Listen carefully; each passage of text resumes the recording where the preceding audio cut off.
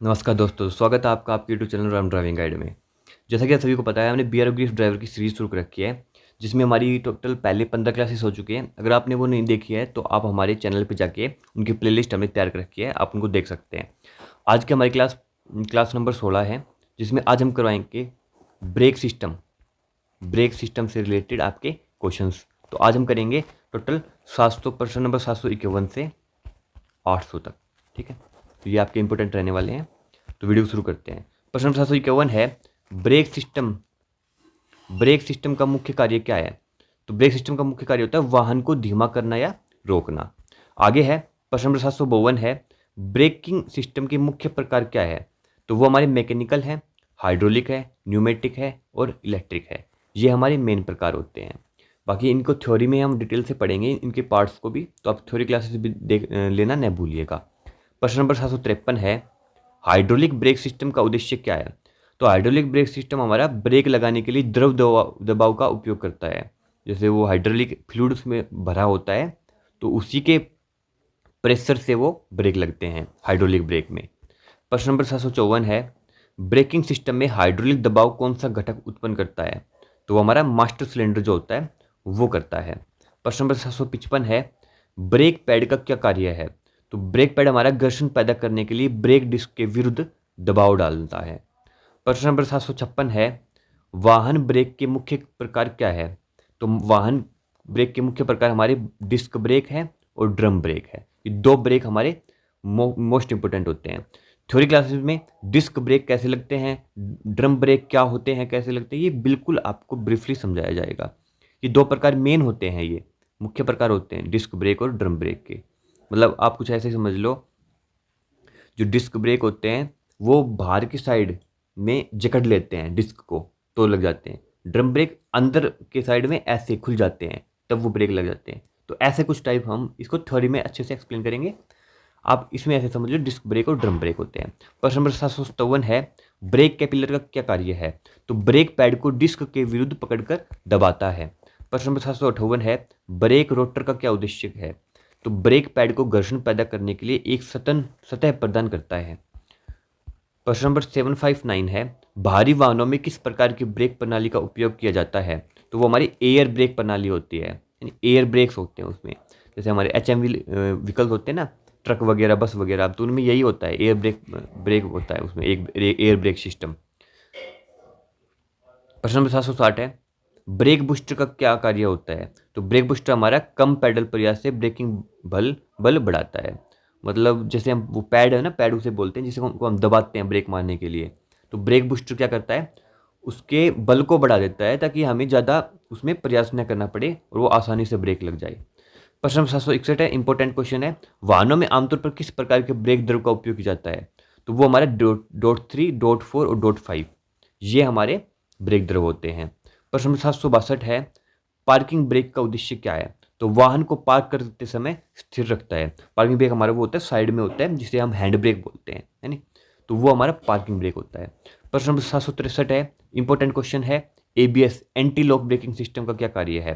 तो ब्रेक लगाने के दौरान व्हील लॉक होने से रोकता है। व्हील नहीं लॉक नहीं होता उसमें। उसे हम ABS की कई बार फुल फॉर्म भी पूछ ली जाती है। तो फुल फॉर्म होती है हमारी anti lock braking system, anti lock braking system. प्रश्न नंबर 764 है, ABS system anti lock braking system में कौन सा सेंसर इस्तेमाल किया जाता है? तो हमारा व्हील स्पीड सेंसर होता है उसमें। ठीक है। प्रश्न नंबर 765 है, अनुपातिक वॉल्व का उद्देश्य क्या है? तो वो हमारे आगे या पीछे के पहियों के बीच ब्रेक का वितरित करता है।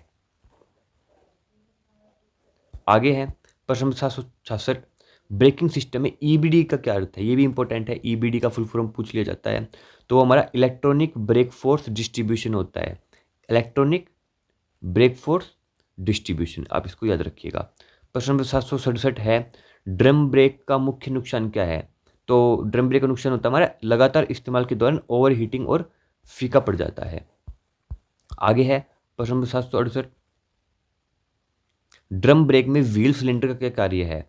तो ड्रम के विरुद्ध ब्रेक शूज का विस्तार ये करता है हमारा ड्रम ब्रेक में व्हील सिलेंडर।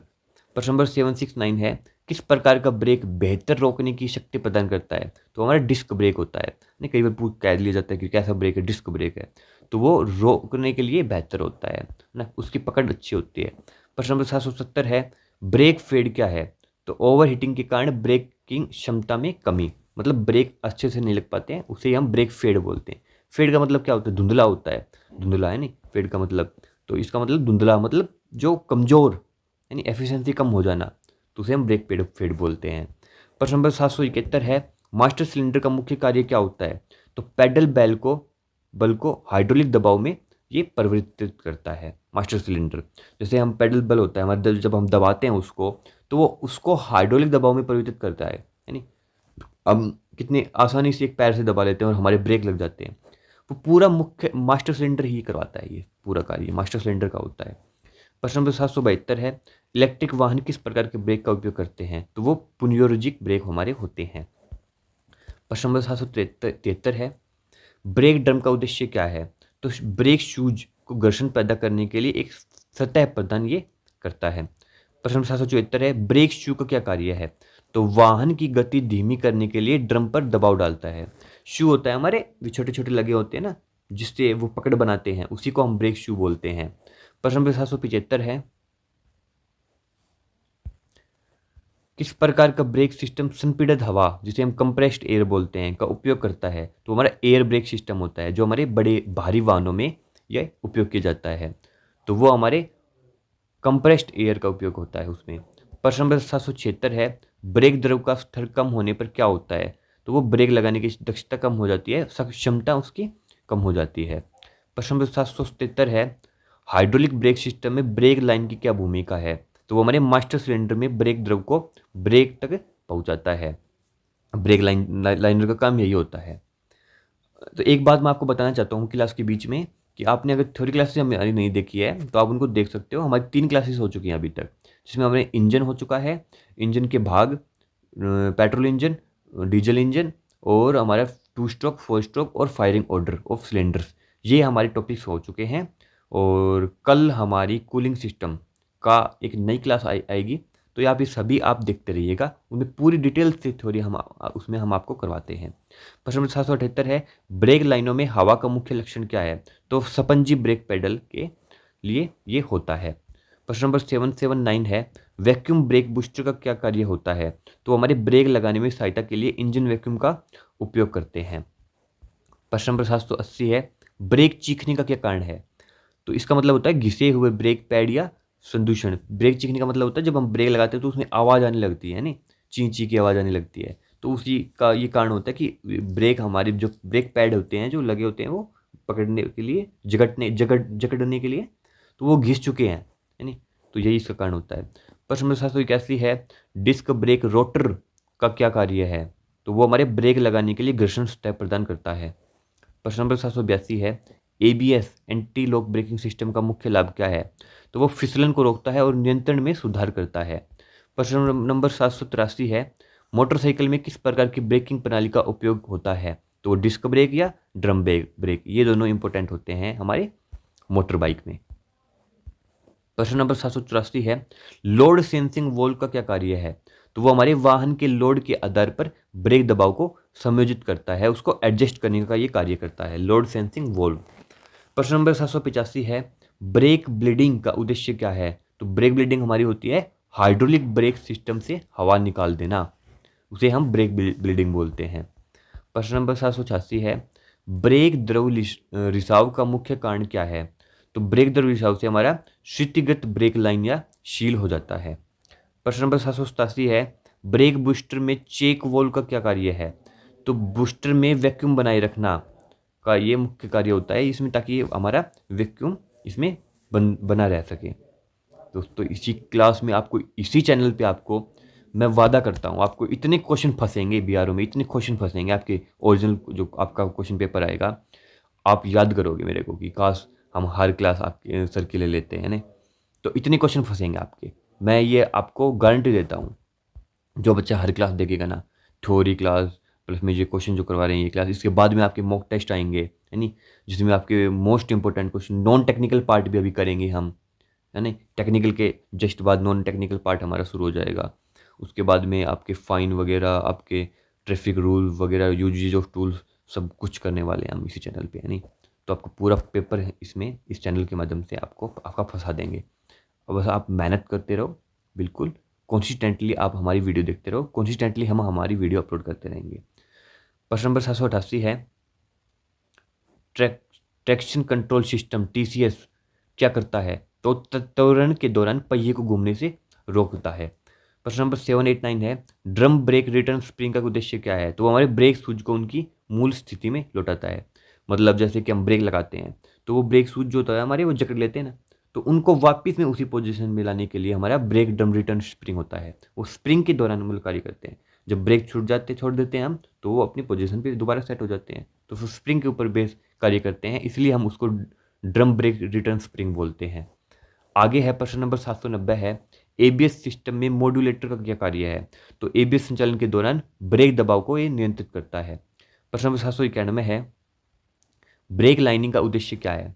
तो ब्रेक लाइनिंग हमारी ड्रम ब्रेक में ब्रेक लगाने के लिए घर्षण प्रदान करता है, फ्रिक्शन ये देता है, ताकि हमारी जो ब्रेक है वो बिल्कुल आसानी से लग सके।